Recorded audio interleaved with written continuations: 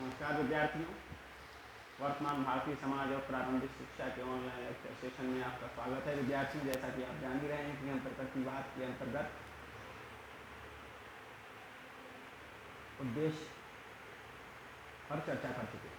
विद्यार्थियों, आज हम पाठ्यक्रम से संबंधित बिंदु पर नजर डालेंगे। जैसा कि विद्यार्थियों आप सब जानते हैं कि प्रकृतिवाद एक ऐसी विचारधारा है जो ईश्वरीय ज्ञान, आत्मा, परमात्मा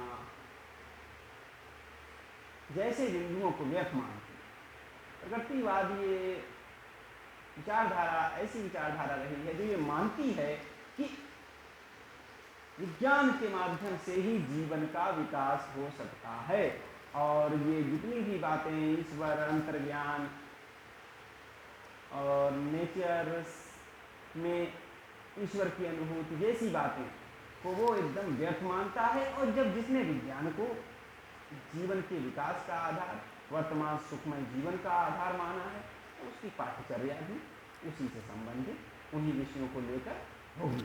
तो विद्यार्थियों, सबसे पहले हम नजर डाल लेते हैं कि प्रकृतिवादी विचारधारा ने पाठ्यचर्या के अंतर्गत कौन कौन से विषयों को महत्वपूर्ण माना। ऐसे विषय जो बच्चे की मूल प्रवृत्तियों को निखारने वाले, प्राकृतिक विषयों से संबंधित हों, स्वाभाविक क्रियाएं हो जिनमें व्यक्तिगत विभिन्नताओं का ध्यान रखा जाए। जैसे कि आपने एक गणित की क्लास आयोजित की, तो प्रकृतिवादी व्यवस्था का आयोजक सबके लिए गणित नहीं रखेगा, क्योंकि यह व्यक्ति का मनोविज्ञान का सिद्धांत है कि एक व्यक्ति या सारी क्लास गणित में माहिर या रुचि नहीं ले सकती। इस व्यवस्था को प्रकृतिवादी महत्वपूर्ण स्थान देते हैं। विद्यार्थियों, उनके अनुसार प्रकृतिवादी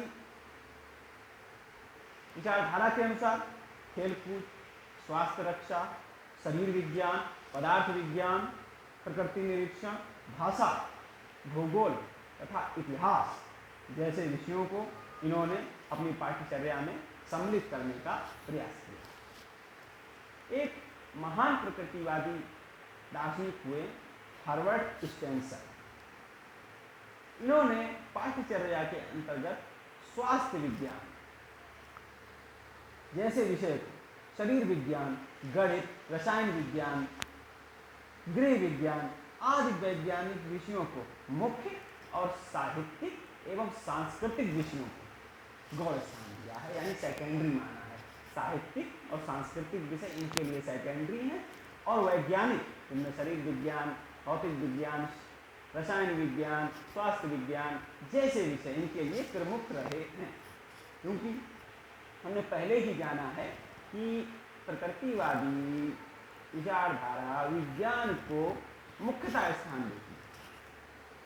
प्रकृतिवादियों की शिक्षण विधियाँ, मुख्य रूप से प्रकृतिवादियों की शिक्षण विधियाँ हैं। विद्यार्थियों, सबसे पहले जो बात अभी हमने कंप्लीट की थी, करके सीखी कि यदि कोई पदार्थ गर्म है तो बच्चा उसको छुएगा, जानेगा, फिर दोबारा नहीं छुएगा। इस तरह से कोई भी कार्य जब आप करके सीखते हैं तो सबसे पहली बात तो भूलते नहीं हैं, दूसरी चीज आपको उसको रटना ही नहीं पड़ता, करके सीखा, दोबारा आ जाएगा, फिर उसी स्टेप से करेंगे, कर ले जाएंगे। तो करके सीखने पर प्रकृतिवादियों का प्रमुख जोर रहा है। कोई पूछे प्रकृतिवादी विधियों में सबसे प्रमुख विधि कौन सी है, तो करके सीखना। ये जनतांत्रिक पद्धति भी मानी जाती है, प्रकृतिवादियों की तो देन ही है।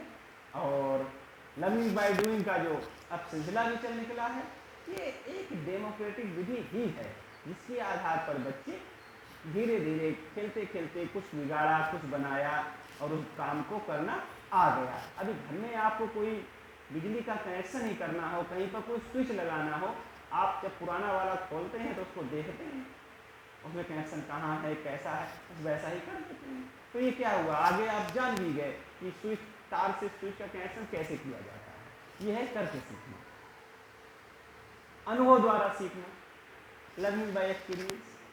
अनुभव भी किसी कार्य को करने से ही आता है, तो ये लगभग वैसी ही विधि है करके ही सीखना। खेल द्वारा सीखना, खेल खेल में सीखना, ये विधि प्रकृतिवादियों की देन है। हम कुछ महान प्रकृतिवादियों के नाम लेना चाहेंगे। करके सीखना, अनुभव द्वारा सीखना, खेल खेल में सीखना, सिद्धांतों ने निरीक्षण पद्धति, खेल पद्धति, ह्यूरिस्टिक पद्धति, डाल्टन पद्धति, मॉन्टेसरी पद्धति आदि अनेक शिक्षण पद्धतियों को जन्म दिया है। ये जो पद्धतियां हमारे सामने हैं, जिनको आज डेमोक्रेटिक पद्धति के रूप में भी माना जा रहा है, यह प्रकृतिवादी दार्शनिक समुदाय की देन है। प्रकृतिवादियों का यह भी मानना है कि जब बच्चा करके सीखता है तो पहली बात तो उस पर कोई बोझ नहीं रहता, और दूसरा उसकी अपनी रचनात्मक क्षमताओं का भरपूर विकास होता है। इसीलिए प्रकृतिवादियों ने विद्यार्थी की स्वतंत्रता का पूरा ध्यान रखा। अगला बिंदु है विद्यार्थियों, प्रकृतिवादी विचारधारा शिक्षक के लिए क्या कह रही है। प्रकृतिवादी विचारधारकों ने शिक्षक के संदर्भ में ये तथ्य रखा है कि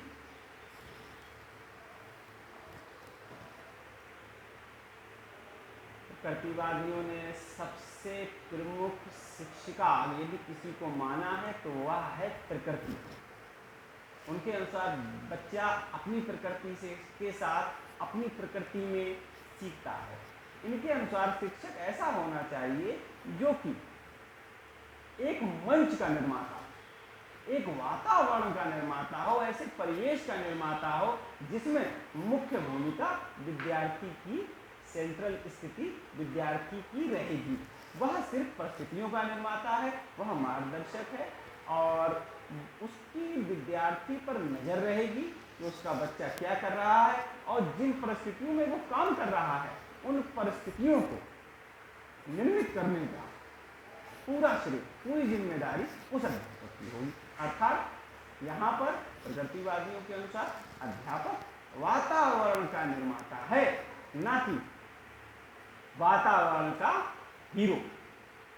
उनके अनुसार सेंट्रल स्थिति में, आदर्श स्थिति में विद्यार्थी रहेगा और उसके मार्गदर्शन का कार्य इस शिक्षक के द्वारा किया जाएगा। प्रकृतिवादी अनुशासन के विषय पर क्या कहते हैं। अनुशासन के बिंदु पर प्रकृतिवादियों का यह मानना है कि स्व अनुशासन, स्वयं से अपना अनुशासन का निर्माण होना चाहिए। रूसो कहते हैं कि जब कोई बच्चा प्रकृति के नियमों को भंग करता है तो प्रकृति उसे दंड देती है। यहाँ पर हार्वर्ड स्पेंसर भी कहते हैं कि जब कोई बच्चा बार बार अपना सिर मेज पर पटकता है तो उसे दर्द की अनुभूति होती है, और ये दर्द की अनुभूति उसे अपना सिर मेज या किसी भी मजबूत चीज पर पटकने से रोकती है। अर्थात ये समझा जा सकता है कि प्रकृतिवादी ये मानते हैं कि किसी भी उल्लंघन की स्थिति में प्रकृति व्यक्ति को स्वयं दंड देती है। जैसे कि बिजली का तार है और हम उसे छुएंगे तो हमें क्या होगा, चलती बिजली छुएंगे करंट लगेगा, हमें झटका लगेगा। तो जब इस स्थिति से हम, ये मानता प्रकृतिवादी कि जब इस स्थिति से हम दो चार होते हैं, हमारा परिचय होता है, तब ऐसी अनुभूति के बाद, ऐसे एहसास के बाद हम स्वयं से ही वो काम नहीं करेंगे। इस तथ्य का समर्थन, और जब ये घटना हो जाती है तब जो स्थिति बनती है वह स्व अनुशासन की स्थिति होती है। इसके समर्थक प्रकृतिवादी हैं। प्रकृतिवादी स्कूल के संदर्भ में क्या कह रहे हैं। प्रकृतिवादियों का यह मानना है कि किसी भी बंधन के उपरांत बच्चे को नहीं सिखाया जाता। अर्थात प्रकृतिवादी ऐसी वातावरण, ऐसे परिवेश के समर्थक हैं, ऐसे स्कूल के समर्थक हैं जिसमें विद्यार्थियों को अपनी स्वतंत्रता के साथ, स्व अनुशासन की विकसित भावना के साथ आगे बढ़ने के लिए प्रेरित किया जाए। उनके अनुसार ना कोई स्कूल में आने का समय हो, ना जाने का समय हो, ना कोई निर्धारित समय सारणी हो। यहाँ तक प्रकृतिवादी कह रहे हैं, और वह बच्चे को एक खुला वातावरण मिले, अब जिससे कि वह अपनी प्रकृति के अनुसार आगे बढ़ता है। विद्यार्थियों, आज हमने लगभग प्रकृतिवाद के संदर्भ में चर्चा करनी है।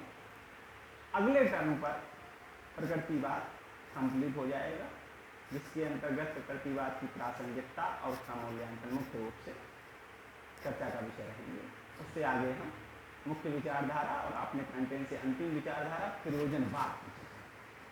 धन्यवाद विद्यार्थियों, बहुत बहुत शुक्रिया।